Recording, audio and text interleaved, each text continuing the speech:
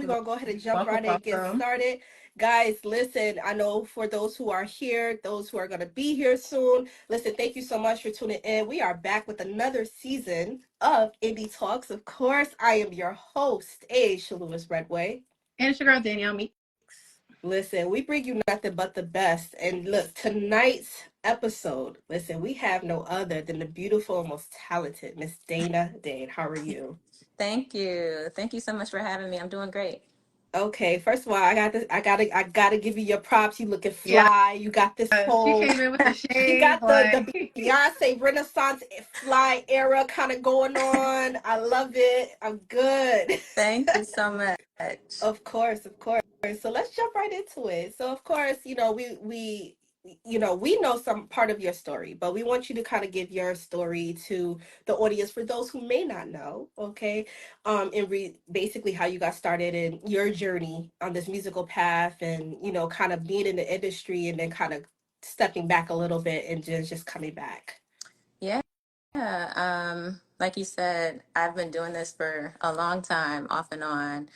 I've always considered myself a singer since I was a little girl. And I remember my dad telling me, you know what, you're going to be a singer one day. You're always singing our church songs and you're always on key. Mhm. And I think that that's something, most people can't do when you're 4 and 5 years old. And I was thinking, oh, maybe. But then I just started loving it more and more, singing in church. And before I knew it, I decided to major in music in school and do whatever I could to write my own songs, figuring out how the music industry worked. And just took it, one step at a time from there and just trying to do as much as I could on my own. Understood.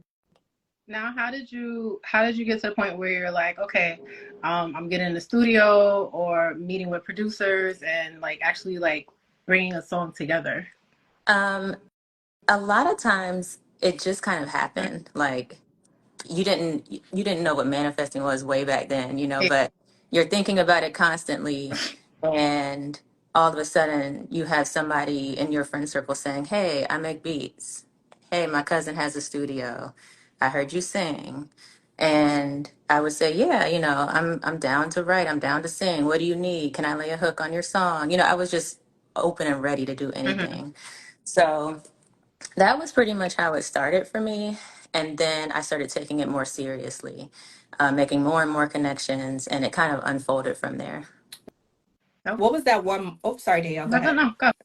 What was that one moment for you once you said you started taking it serious that you knew that this was it? Like, I just know this is the end all be all for me to be able to do this career and run with this.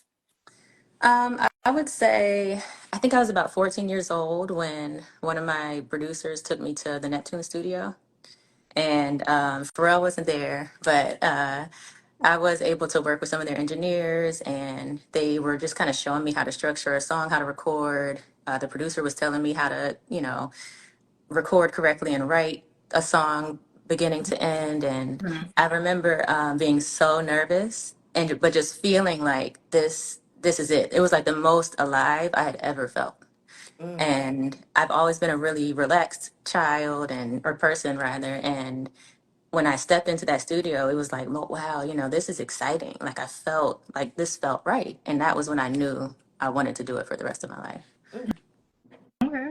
Now, how did you, as far as like, cause you do, well, um, you did some ghostwriting. Now, how did you get into that? And as far as like deciding, okay, what are you going to keep for yourself and what are you going to allow another artist to use? Right.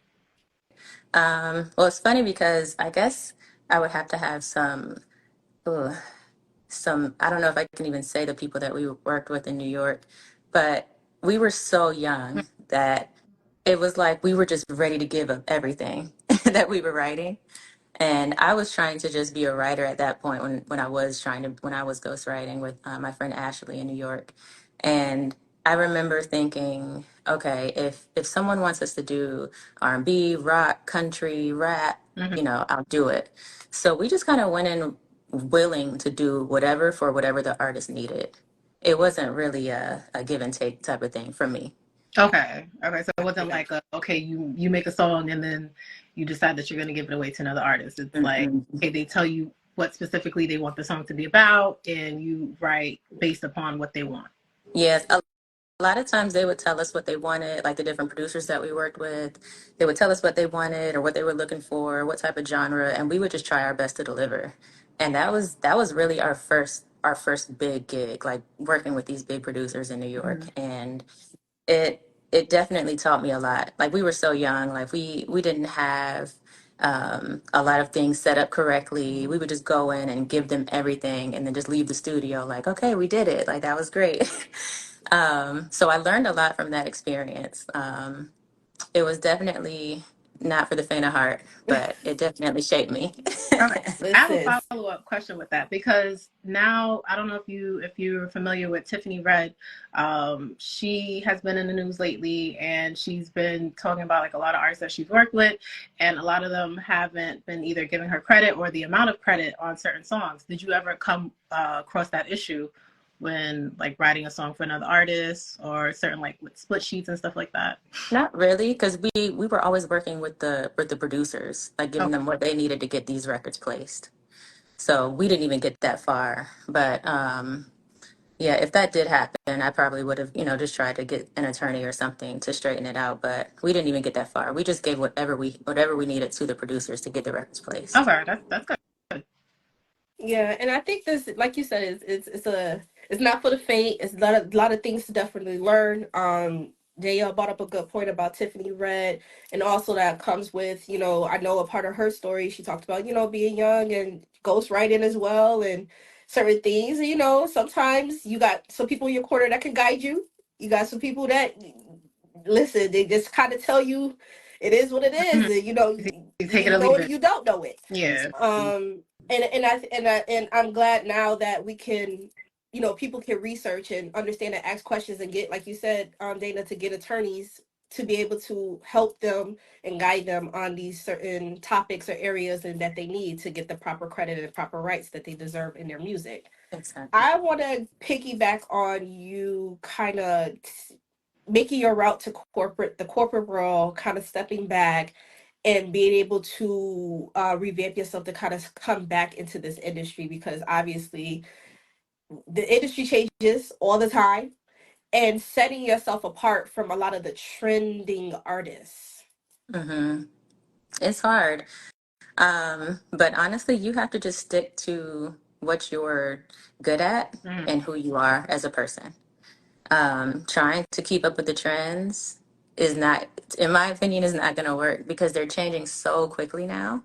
Um, I feel like you would just look like a fool if you keep switching every 6 months or every year, or every 2 years, Hmm. doing, all these different things. And when a lot of times, if you are being your organic self, people tend to gravitate towards you anyways more.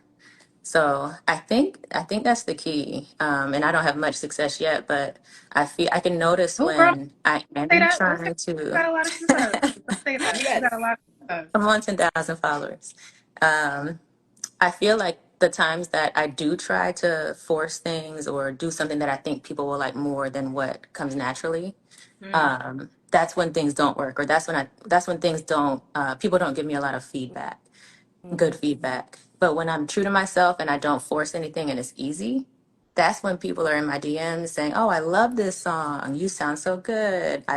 You should do something like this again." Or and it happens every single time. So for me, I think just staying true to who you are instead of chasing the trends is always a go. I Mm. couldn't agree even more. Yeah, because it's like it becomes like it's not you, and it's becoming something that's like forceful, and I feel like people can tell like it's not you. Right. Like Beyonce, she dips and dabbles in so many different things. Her new thing now is like country, but it like kind of works for her in a Yeah. sense. 'Cause it's Because like she doesn't have I'm sorry. no, go ahead, go ahead. Because she doesn't sound like she's trying to force a country twang or, Yeah, Hmm. it comes from that. she's just being herself on country music and it sounds good and we Yeah, love it. yeah. Yeah, and it makes sense because obviously she's a Houston girl. Mhm. She grew up. Her mom told stories about the fact that they used to go to the rodeos and all sorts of stuff. So it makes sense. It makes sense. And I think the one thing is, like, I definitely agree with both of you. What you're saying is like doing what makes sense to you doing what's in your element. Now, not to say that somebody want to try Mhm. something, a little something different or whatever like that, not to be predictable. But like you said, switching up every 4 to 6 months, it's too much work, too much energy, too much time. Your audience gets confused, and we're just like, look, what do you want to do Yeah, today? right. Like, what's good? Right. What are we trying to do? Right.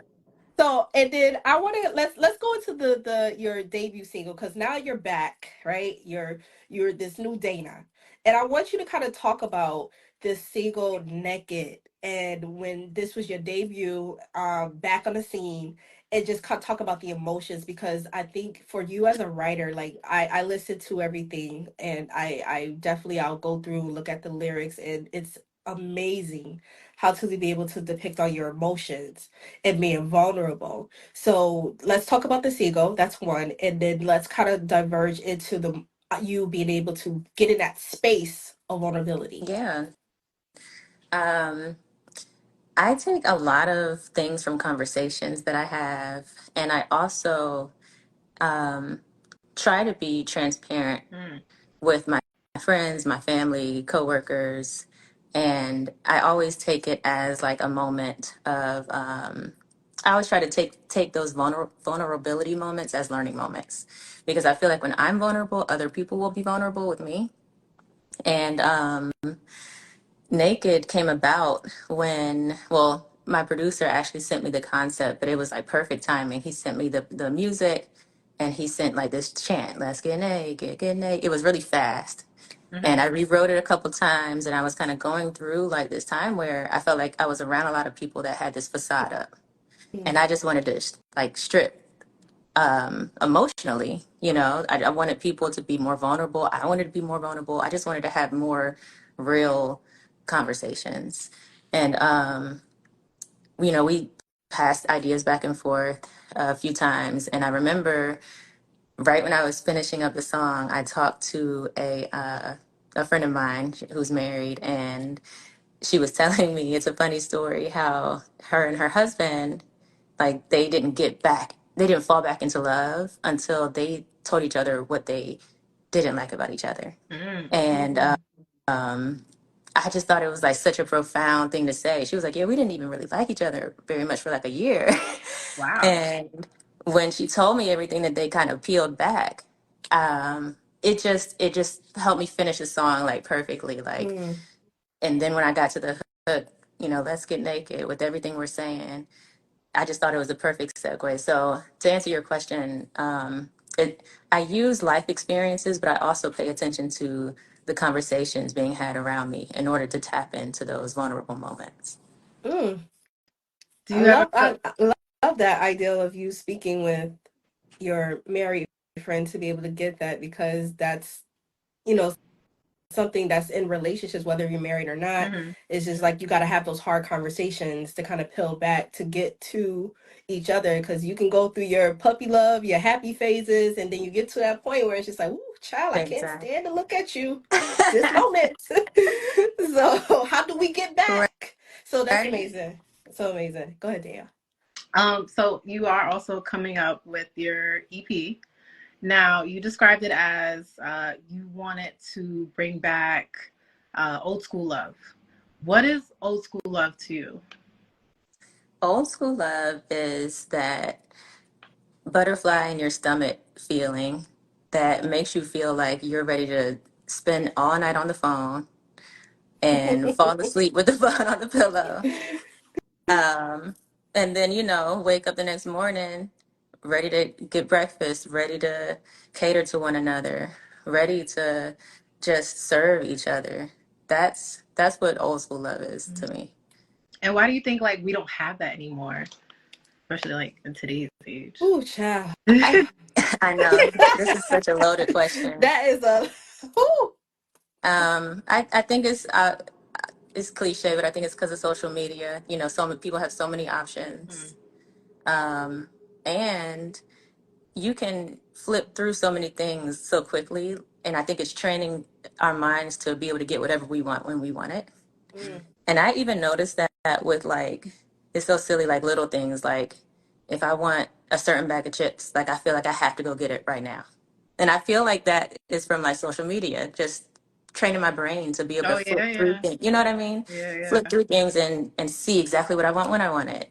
Have a taste for something and get that exactly what I want when exactly when I want it. And I think it's the same thing for relationships. Like we might want a certain type one year, and then the next year we don't want that anymore. And yeah. we can just flip through and pick whatever we want Yeah. and shoot your shot. So I think it's going to take a lot for people to take a step back and realize what it takes to grow with one another and evolve through those changes. But I don't know how it's going to happen. I don't know if it's going to be the music that leads the Mm-hmm. way. Hopefully, I mean, a lot of times music does tend to do that, set the tone for things. Yeah. But maybe R&B, that real love R&B will come back and get people booed up again. Hold up. Yes. And I like that aspect because, I think about artists like, Kenyon Dixon, who's focusing on different in his when he's releasing music, he's releasing like, 70s type love music, 80s love, 90s kind of Mm-hmm. love style music. And it makes me want to focus in on how you're getting ready to release this kind of love music so individuals will get back to it and still have that sound that captures our I was going to say our children our Gen Zs in that nature, because I think, that purity of love and that sound is something that's intertwined and that I think a lot of individuals are missing, because now we kind of know what some of these requirements are on some lists. You got to be 6'6" and have 100K in the bank, You gotta or be you know paying bills you got to and be paying all my bills, pay for my babysitter, pay my everything. And mother it's just bills. like, wait a Yeah. second, what happened to y'all can go walk in the park and hold hands and just Or hi, have a hello, it's such and conversation? such. Yeah. Yeah, and I No. and I and I think this is definitely amazing music, because you do make amazing. You're an amazing writer, amazing singer.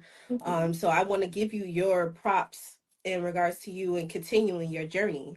So I really do hope that the people listen and really hear what real music and classic music, actually, because I'm going to put you in that category. The reason is because this is long legacy music in a sense, and I don't put everybody in that category. So Thank you so much. and I want you to kind of talk about first of all, before we get into anything, I do want to go, because it was a happy moment or surprising moment for you. So when you Tyga, as we know, he in Sensei, so you actually was doing some vocal work on some of his music, and this was a song. So I want you kind of divulge into that, kind of get into that, because I know you was like that was like one of your biggest like things at ending of 2023, Yeah. coming in top of the new year. It was super exciting. I actually write a lot. Like I told you, like I'll always write hooks for producers, even now. And I send people all types of acapellas or just ideas, concepts for songs. And I don't even remember honestly when I did that. When I wrote that hook, and the producer that got the placement just told me like out the blue, like, "Hey, you got a placement with Tyga, and they're keeping your vocals on the track." And I was like, "What?" Like that's a phone call, that's not a text. So Right. it was a really exciting moment, and Mm. it made me realize that again, like you can just be yourself and gain success. Like I wasn't trying to be anybody else. I wasn't trying to do anything extra out of the ordinary. Like I was just sending ideas and concepts um, that that I thought felt good to me.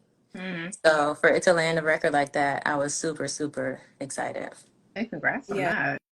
Thank you. congrats. Did you get to have a conversation with Tyga, No, or meet I him or anything? It was just the placement and that was it. that was it. Like we did all that just via the computer, like email. Like I sent the vocals to the producer. Producer produced the tracks. He worked with other producers, and then Tyga recorded on it. I guess it was really I wasn't even Mm. around.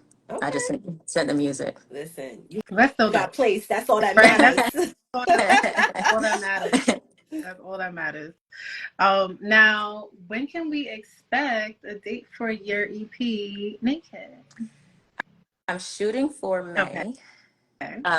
It's not finished yet. Okay. And I have started to revamp some of the records that I had in mind.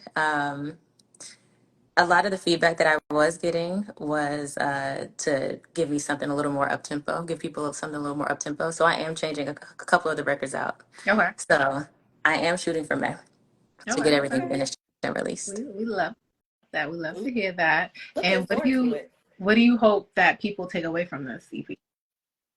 Again, just that vulnerability factor. Like, I want people to be okay with being themselves and getting that feel good music again, Mm-hmm. that real life love, um, inspiration, just to let people know like it's okay to just go out here and be yourself and find true companionship. A lot of my songs are about love and real life. So hopefully it's relatable to a lot of people and they enjoy it.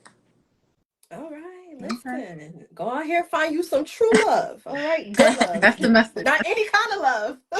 True good love. True That's the love. message. Right. That's important. Very important.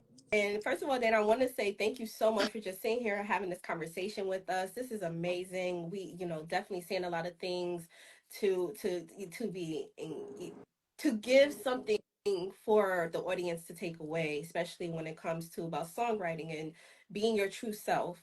I want to kind of, before we wrap up, I want to kind of talk about, balance, because I think in this day and age, we are so caught up, like you said, social media, then we have, events and different things that's happening, so much content, so much that's going on, and then of course our own very own personal lives. you Mm-hmm. know Being that like I see you worked corporately and then now you work in the industry, talk about those parallels of both worlds and how you find balance and being able to be the creative that you are.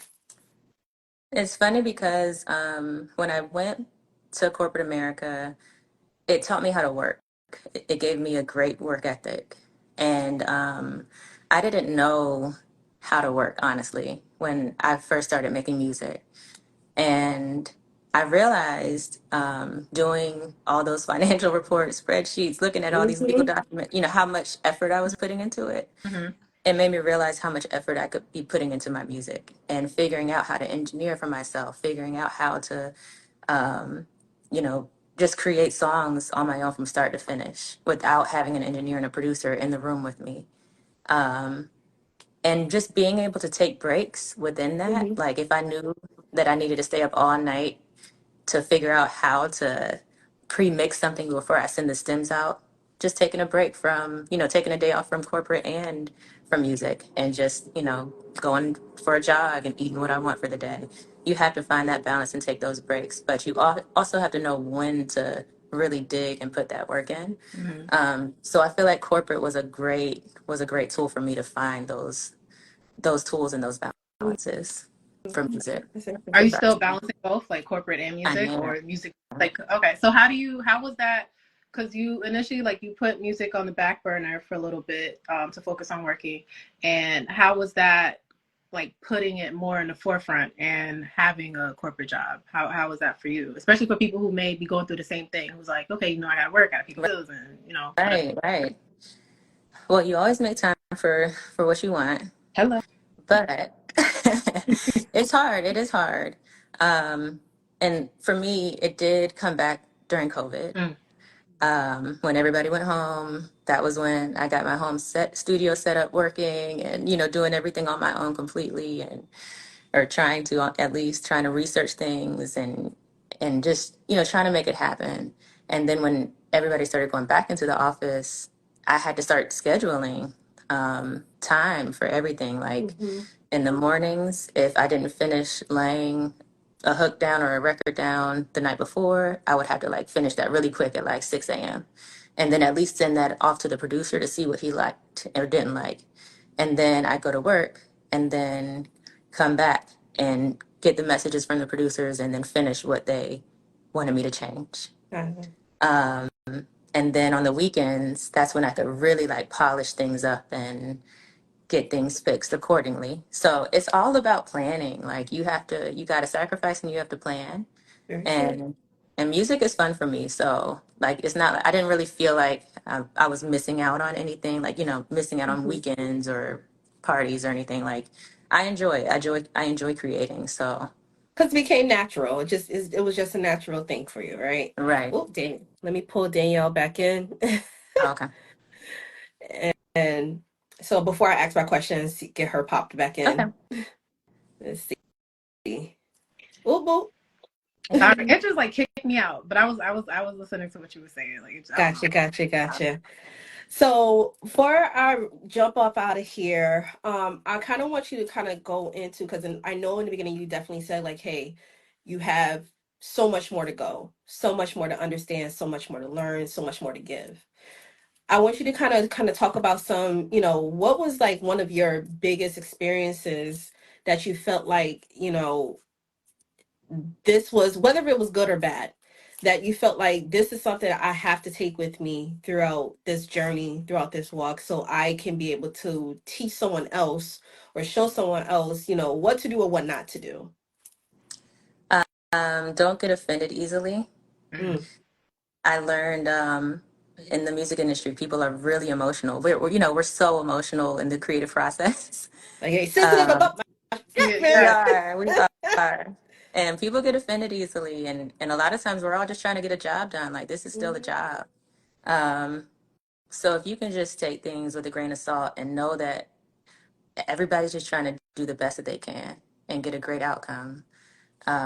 And if you can like do your part in guiding that process to the finish Mm. line, a lot of times people don't know what to do. A lot of times people are just showing up, doing what they can, and might be going in circles, hoping that someone will lead the way. So if you feel like you can step in there and lead the way and get it finished accordingly, like sometimes you just got to jump in there when the time is right, when you feel like, hey, we need to do this like this, we need to do this like that. And if you feel like you can do that without being offensive, Mm. um, I think that would be the goal, in my opinion. Okay. I like that because you know what, being in a person that worked in the industry, it was just like a lot of egos. You Hmm. gotta correct, you gotta be careful of, asking questions or, saying certain things because you didn't want this person to feel like they was heartbroken, or a lot of this person felt like, oh, they're gonna get upset because I said it. And it's just like, look, I just want to get the work done. Let's Mm-hmm. try to collaborate the best that we possibly can, and put it out on the forefront. And then, some artists are scared to do that because they feel like, oh, this is my big break. This is my opportunity. Hmm. But sometimes they look at it as like, okay, well, can this person be, transparent? Can this person really, help and bring, things together? So I think that's that's major. Yeah, and just trying to trust the process the whole way through. Agreed. And Yeah. pray. And pray. Yeah, that too. Yes. Because sometimes on these sessions you need Jesus. Absolutely. Well, Dana, I definitely want to say thank you so much for sitting with us. And of course, Daniel, would you like to close out with our last Yeah. question, our very favorite Yes. question of it So all? our favorite question, what is one piece of advice that you would give to anybody who is like up and coming in the industry, who is looking to, get placements with artists such as Tyga or ghostwriting or and understanding how like splits work and stuff like that? What is one piece of advice you would give away? Um, oh man, I have a lot. Build your catalog. Like sit in your, if you can, if sit in your studio, sit in your room, sit somewhere Mm. and build your catalog. Like Yeah. figure out what you do really well and do a lot of that. And the things that you're weak at, try to build them up. Try to perfect your craft and do your research. Like you kind of have to, as much as things are changing now with the music industry. Mm-hmm. So to your questions about split sheets and what have you, like you just gotta do your research and call around, like get first, second, third opinions from people in the industry or attorneys if you can. But yeah, perfecting your craft and doing your research. Okay. Wait, I actually have a follow-up question. Now I remember earlier you did speak about having like an attorney. Did you ever feel like maybe like a producer or label felt away because you were incorporating an attorney into the whole process, and they're like, well, maybe she feels like she can't trust us, or were they just like completely cool with it? I'm not sure. I feel like sometimes I have done that before, but I thought that would be obvious. Yeah. Like I would think that everybody should get an attorney to protect themselves. Mhm. But if that ever happens, like I normally just stay true to myself and I always protect myself. Like and try to reassure people that it's no hard feelings. I just want to make sure I'm not missing anything and you're not missing anything. So Oh, that's a perfect Facts. answer. I like that answer. Facts. Facts. it Because could needed. be beneficial for both, Right. you know? They're like, oh well, you don't trust us. And it's like, Right. No, That should be it's even for more me and reason for for you to you. have an attorney. yeah, Right. You gotta tell me, ask me if I can't trust you. Right. It's beneficial Red for everyone. yeah, Right. flag. So, Dana, thank you so much for sitting down with us and having this conversation. When I tell you everything about you from style, the music, the songwriting, everything is super, super dope. And for those who want to get in contact with you, I think you can just click the arrow. You can just follow her page. For those who wants to follow or check her music out, please check out her latest singles, Naked and also Only Because It's You, also, which is her second single off of her upcoming project. Please make sure you go to the Apple Music, any title, DSPs that you can get to, YouTube. not just stream it, but please make sure you're purchasing it because it does take a lot to be an independent artist, guys. Please. All right. Any last words, any last shout outs you want to do on here before we close out? No, I'm good. Thank you so much for having me. It was so nice talking with Of you. Yeah, of thank you course. for coming Thank you on. Absolutely. so much. Listen, we support nothing but the best, okay? So guys, listen, thank you so much for tuning in with us. Dana, we do thank you and you enjoy the rest of your evening. All right. And shout out to my girl Shannon in here. I know she in here Hey, somewhere. Shan. Thank All you. right, Dana, you have a You good night. too. Bye bye. Bye. Oh, oh man. It does this all the It's the time. Zoom. It's the Zoom Hello. doing it. Hello, hello. Oh, yes, yes, yes. Hello. So, guys, I know if you missed it, don't worry. We'll have the full interview up tomorrow. Listen, so you can be able to go back and catch it. But Danah Dane, please make sure you go. She got an upcoming EP coming out, Naked, soon. She said around about May or Yes, so. So we're looking forward to spring, that. spring. Yes. Real love music. Yes, the old school love, old school Old love. school love. There we go. Old school love. So guys, definitely tap in. So guys, we're back with our new season. This was the first episode. Like I said, catch it if you missed it. You coming in, you just missed it. That's okay. Circle And our back, circle the block. new time. We're on Um, the clock now. our new time, 6 o'clock for this season. Got some Yeah. things happening, some things going on. So we had to do a new time just for this season. So and then hopefully, Lord's willing, new season, then we'll be able to go back to our original time. Okay. But for right now, I do thank you so much for just tapping in with us. So of course, I am just your host, Aasha Lewis Redway, and of course, my beautiful co-host. Danielle, All right, guys. So you already know it's nothing but real music, music, real real style, and style. real people, and it don't get no realer than this.